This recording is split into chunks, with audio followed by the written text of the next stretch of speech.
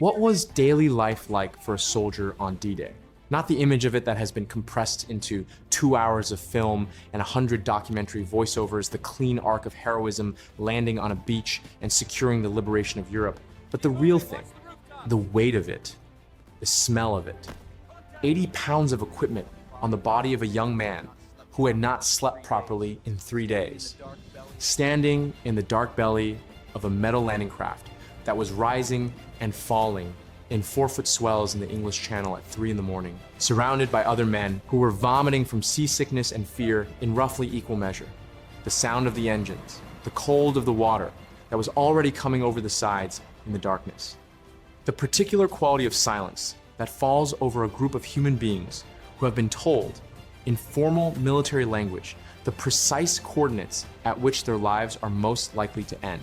The face of the man next to you, which you had stopped seeing clearly because the darkness was total, but which you knew because you had eaten breakfast across from it every morning for 11 months of training well enough to know what expression it was wearing without needing to see it. June 6th, 1944 is remembered as the largest amphibious military operation in human history. 156,000 soldiers crossed the English Channel in a single day. Nearly 5,000 ships supported the crossing. 11,000 aircraft flew in support. The statistics are so large, they cease to function as communication. They become abstract in the way that only very large numbers can become abstract, losing the human dimension that is the only dimension in which history is actually lived.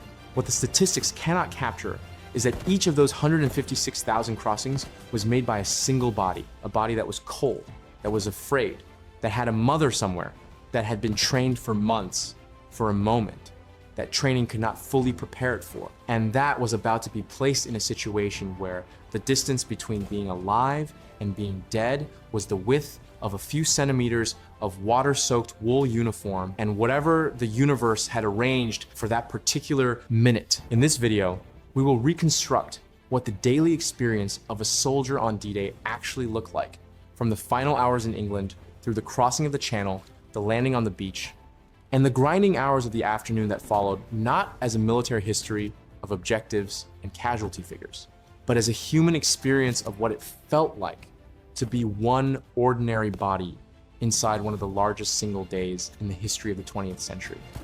The preparation had begun days earlier.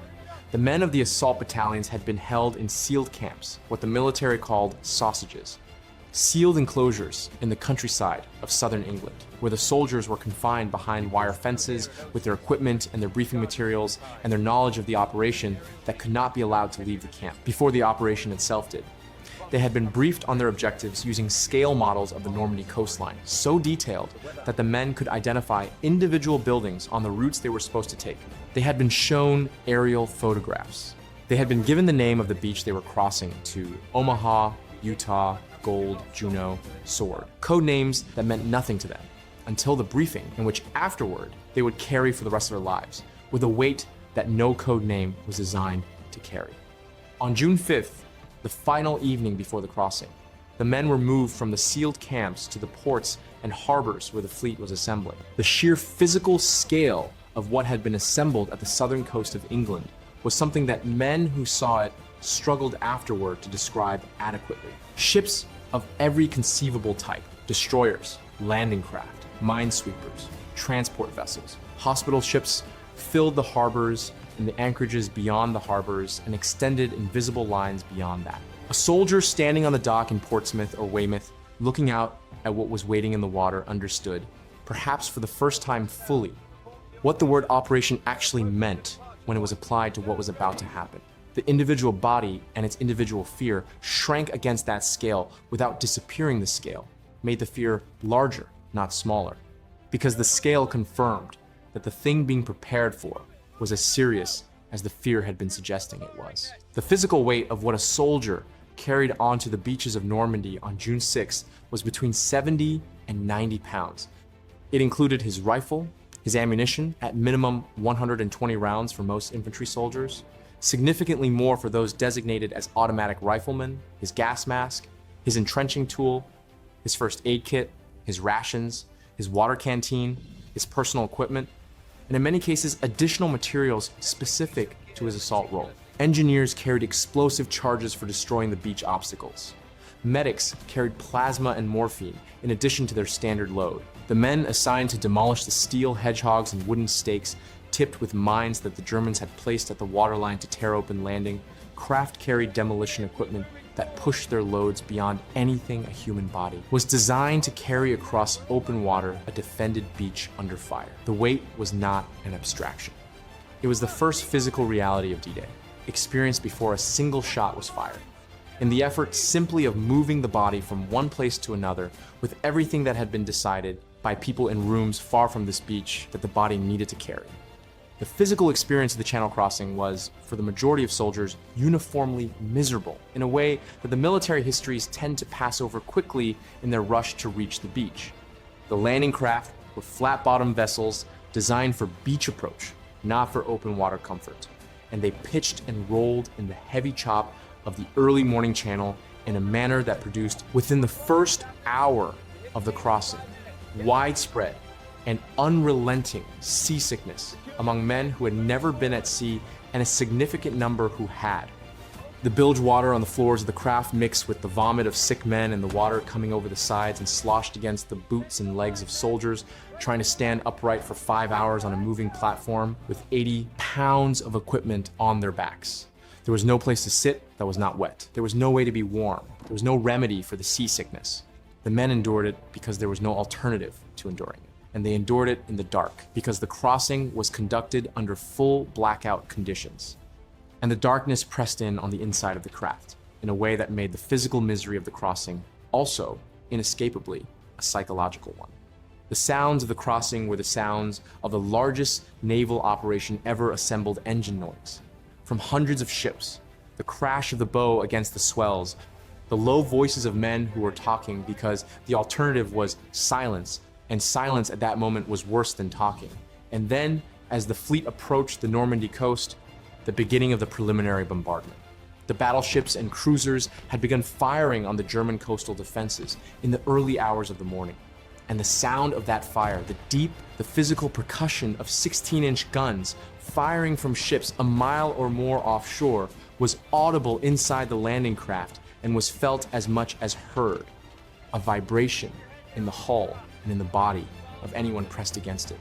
The men who heard that sound for the first time understood that the thing had begun, the thing that had existed until that moment, as briefings and models and photographs and the physical weight of equipment and the cold water on the floor of the landing craft, it was now a sound that had an address on the map, and the map was the coast they were approaching.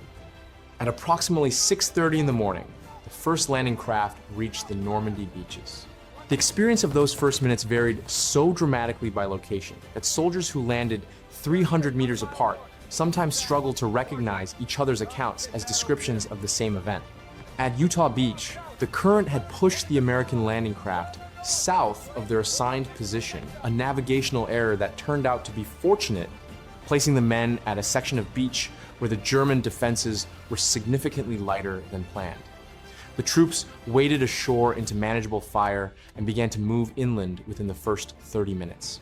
The American commander at Utah, Brigadier General Theodore Roosevelt Jr., the oldest man in the assault wave and the only general officer to land with the first wave, walked the beach under fire, assessed the situation with a walking stick in his hand, and made the decision that defined the morning at Utah in a sentence that said everything that needed to be said about the distance between planning and reality in combat.